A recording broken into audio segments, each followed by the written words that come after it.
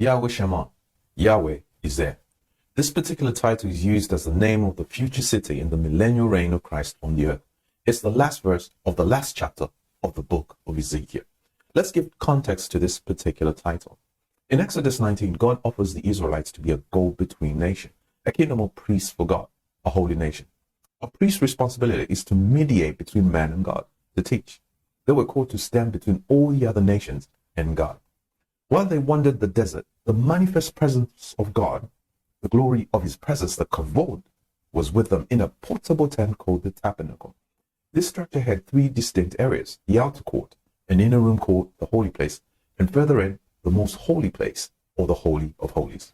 The most holy place contained only two pieces of furniture: a wooden box overlaid with gold called the Ark of the Covenant, and a solid gold lid with two golden cherubim facing each other and the wings spread upwards. This lid is called the mercy seat, the atonement cover, the propitiatory, the seat of reconciliation, or the kaporet in Hebrew. From between the cherubim above the mercy seat, God's glory met with them, a manifestation of the appearance of the glory of God. God is there, Yahweh Shammah. King David would later complain to Nathan the prophet, "I dwell in a house of cedar while the ark dwells in tent curtain walls." King Solomon, his son, would later build a magnificent structure, a temple of such grandeur that the Holy of Holies, that's the smallest room, was overlaid with 23 tons of fine gold. Countless amounts of precious metals were used: silver, gold, and brass.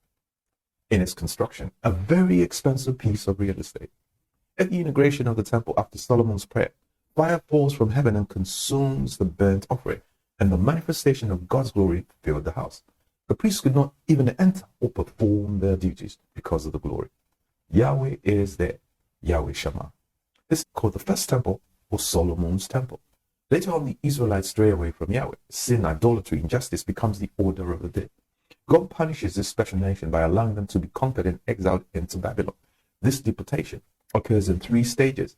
In one of the exiles, a prophet and a priest is lifted in the spirit, transported to Jerusalem, to the temple, and sees the elders of Israel worshipping other gods in the very tabernacle that housed the Ark of the Covenant, where the glory of his presence resides.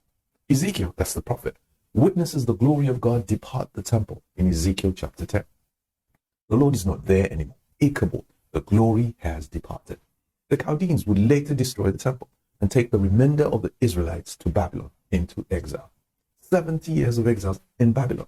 The Israelites return to their homeland and begin to rebuild the temple under Zerubbabel. This temple was modest in comparison to Solomon's temple.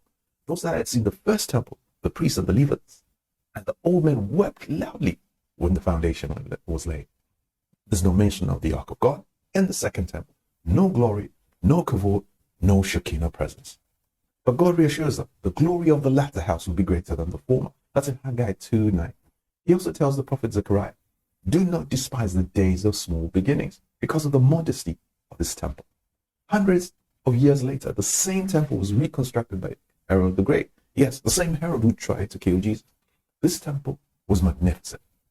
This was the very temple that Jesus and his disciples taught in.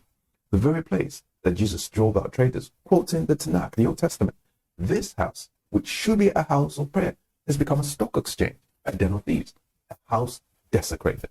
No glory, no kavod, no Shekinah. This is the second temple, or Herod's temple.